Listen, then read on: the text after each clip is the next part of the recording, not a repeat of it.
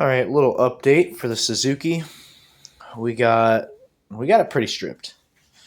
Uh, I had pulled the starter off, and there's a bunch of water down there. I seen a little bit of water over here, but once I pulled the starter off, it's pretty caked down in there. So we'll go ahead and get that vacuumed out of there.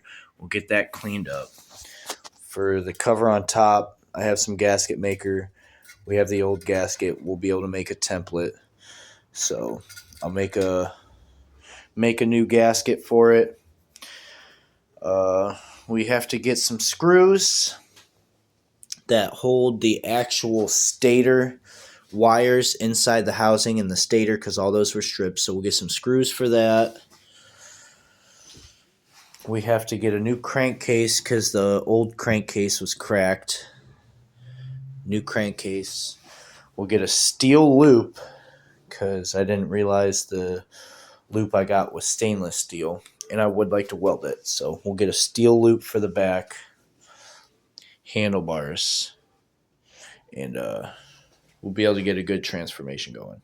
But I think this coming pay, we'll just go ahead and get the crankcase, the steel loop, and we'll get the bolts we need. Well, we need bolts for the stator wires, and we need a bolt, two new bolts for the back caliper because those ones were not the right bolts, and we're not skipping out on the quality of making sure the back brake caliper is held on.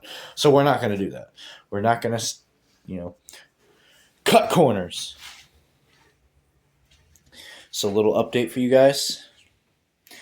Then I'll go ahead and get the engine cleaned up some more, primed and painted. We got these over here, primed and painted, the side covers. Of course, I didn't get to do the crankcase because I'm not going to waste paint on a crankcase that's cracked.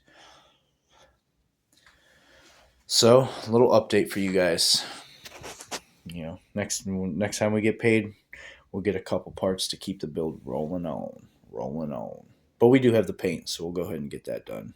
I'll get it cleaned up tomorrow and probably paint it tomorrow. But anyway, you guys stay blessed, and always keep doing what you love.